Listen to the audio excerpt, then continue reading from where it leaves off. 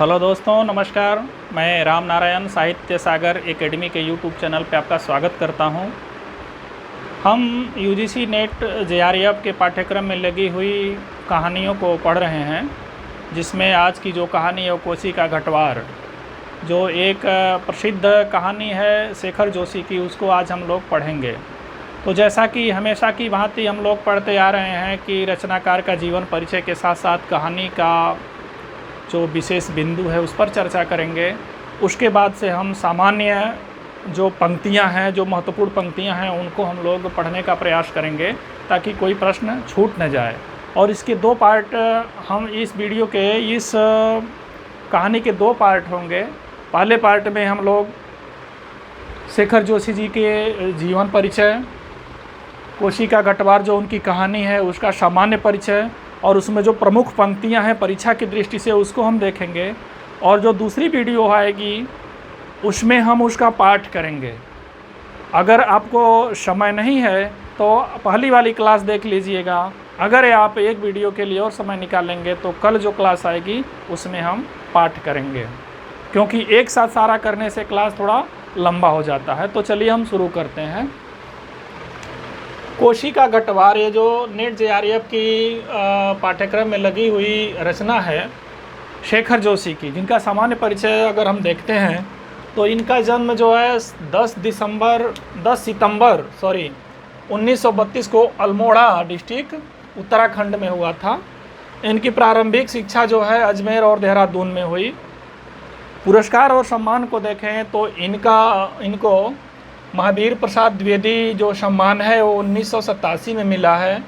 साहित्य भूषण सम्मान जो है वो 1995 में मिला है। पहल एक प्रकार का सम्मान होता है, 1997 में ये सम्मानित हुए हैं पहल सम्मान से। इनके तीन सम्मान हैं इनके, और जो प्रकाशित कृतियाँ हैं इनकी 3। कोसी का घटवार है एक, जो हम पढ़ने जा रहे हैं। ये कहानी संग्रह भी है, देखना पड़ेगा। ये कहानी संग्रह भी है, कोसी का घटवार, और कहानी भी है। साथ के लोग, नौरंगी बीमार है, मेरा पहाड़, और प्रतिनिधि कहानियाँ तथा एक है एक पेड़ की याद। ये उनकी महत्वपूर्ण प्रकाशित कृतियाँ हैं। तो एक बार आप लोग इसको देख लीजिएगा। 5 रचनाएं उनकी प्रमुख हैं। 1 2 3 4 5 1 2 3 4 5 6 रचनाएं हैं। 6 रचनाएं हैं ये। अब कोसी के घटवार पे हम आते हैं। तो कोसी का घटवार जो कहानी है वो 1958 ईस्वी जो कोसी के घटवार नाम का कहानी संग्रह है उनका, उसमें ये संकलित है। रचनाकार देखा जाए शेखर जोशी, शैली जो है ये पूर्व दीप्ति शैली में रची गई कहानी है। अगर आपको पूछा जाए कि कोसी का घटवार किस शैली में रचित कहानी है तो आपको पूर्व दीप्ति शैली बताना पड़ेगा। कहानी का उद्देश्य, हर कहानी का कोई न कोई उद्देश्य होता है। तो प्रेम की महत्ता और नारी के स्वाभिमान का चित्रण, ये लक्ष्मा के माध्यम से प्रेम की महत्ता और नारी के स्वाभिमान का चित्रण शेखर जोशी जी ने इसमें किया है। कहानी में चित्रित स्थान, इसमें 2 स्थान चित्रित हैं। पहला जो है हल्द्वानी, दूसरा जो है गंगनाथ।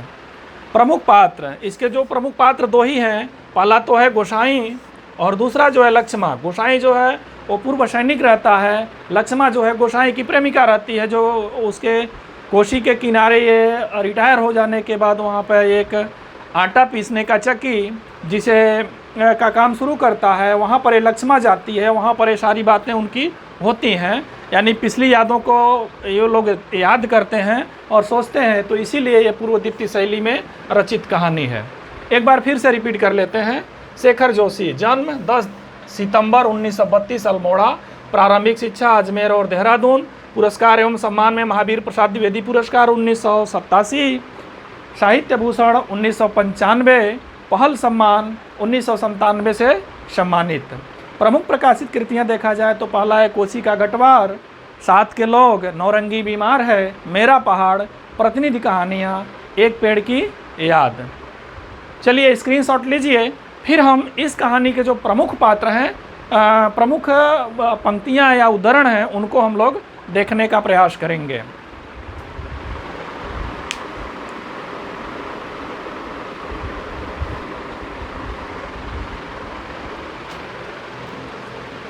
ये जो कथन है, जैसा कि आपने इसके पहले अगर एक बार भी इस रचना को पढ़ा होगा तो उसमें देखा होगा आपने, जो गोसाई है वह सिपाही की नौकरी से रिटायर होकर के आता है और नदी के किनारे एक आटा पीसने की चक्की, ठीक ना, जिसको घट बोलते हैं, वो लगा लेता है और वो अकेला पड़ जाता है।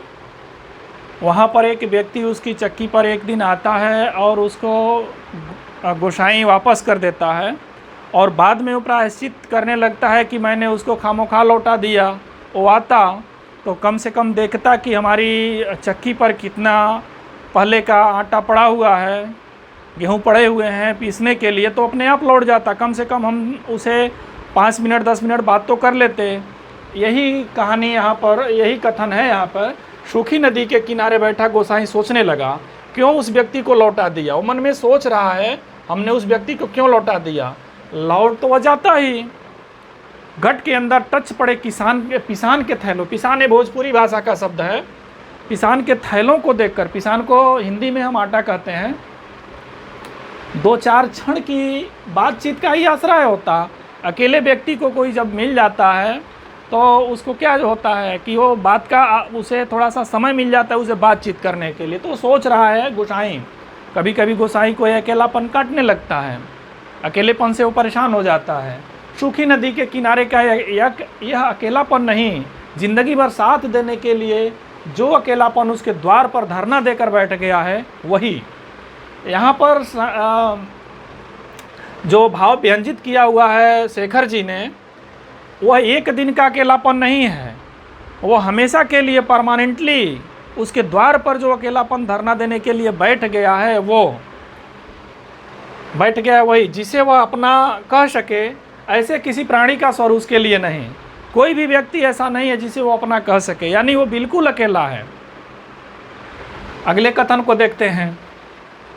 जिसके आगे पीछे भाई बहन नहीं, माई बाप नहीं, परदेश में बंदूक की नोक पर जान रखने वाले को छोकरी कैसे दे दें हम।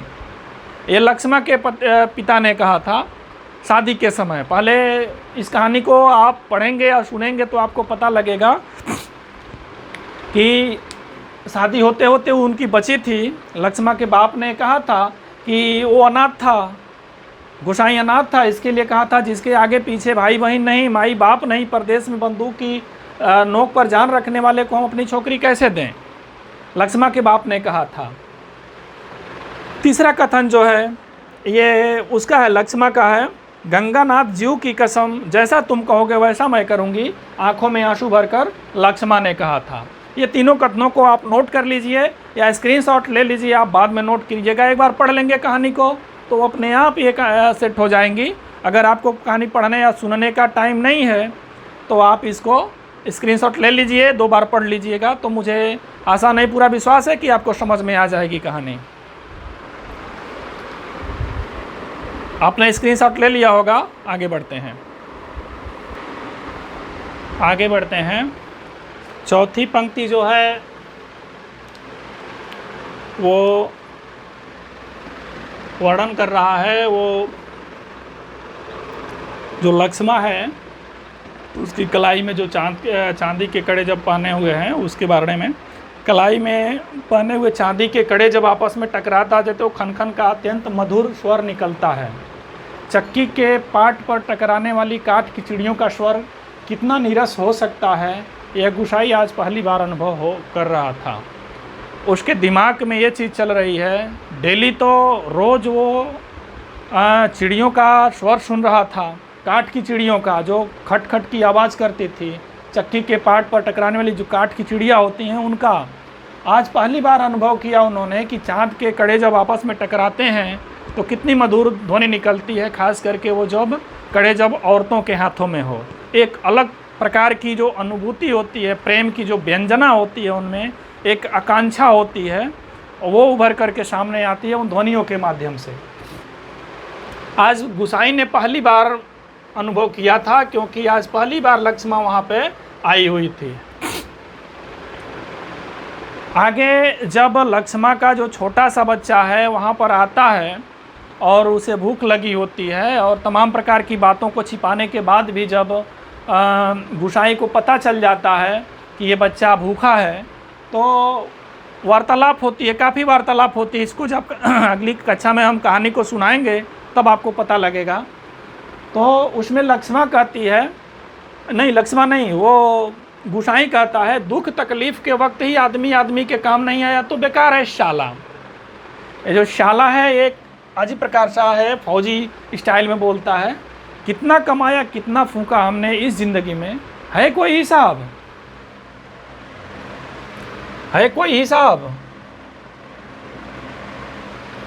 बीच की पंक्तियों को कुछ छोड़ दिया हमने। पैसा तो मिट्टी है साला, किसी के काम नहीं आया तो मिट्टी, एकदम मिट्टी। यह गुसाई लक्ष्मा से कह रहा है कि हम तुम्हारी मदद करेंगे, ये पैसा किसी काम का नहीं जो किसी काम के नहीं आए। यह गुसाई का कथन है लक्ष्मा से। गंगनाथ दाहिने रहें तो भले बुरे दिन निभ ही जाते हैं जी। पेट का क्या है, घट के खप्पर की तरह जितना डालो कम हो जाए। अपने पर आए प्रेम से हंस बोल दें तो बहुत है। ये लक्ष्मा कहती है दिन काटने के लिए। ये लक्ष्मा गोसाई से कहती है। घट के अंदर काठ की चिड़ियाँ अब भी किट किट की आवाज़ कर रही थीं। चक्की का पाट खिसर खिसर चल रहा था और मथानी का पानी काटने की आवाज़ आ रही थी, और कहीं कोई स्वर नहीं, सब सुनसान निस्तब्ध। ये अंतिम पंक्तियाँ हैं। घट के अंदर की आवाज़, यानी लक्ष्मा चली गई, सभी लोग चले गए, वहाँ पर गुसाई अकेले ही है, और वही पुरानी चीज़ें, वही पुराना अकेलापन और वही पुराना काम जो घट के अंदर जो किट किट की आवाज़ आ रही थी, काठ की चिड़ियों की, चक्की का पाट जो घिसने में खिसर खिसर कर रहा था वो, और मथानी के पानी काटने की आवाज़ जो आ रही थी, सब दूसरा कोई स्वर नहीं आ रहा था। बाकी हर जगह पर सुनसान निस्तब्ध, यानी उस अकेलेपन में ही वो फिर से वो आ गया। इसका स्क्रीनशॉट लीजिए, और आज की क्लास यहीं पर समाप्त होती है। आगे की क्लास में इस कहानी का हम पूरी तरह से पाठ करेंगे और उसकी व्याख्या करेंगे। तो आगे वाली क्लास को देखना मत भूलिएगा।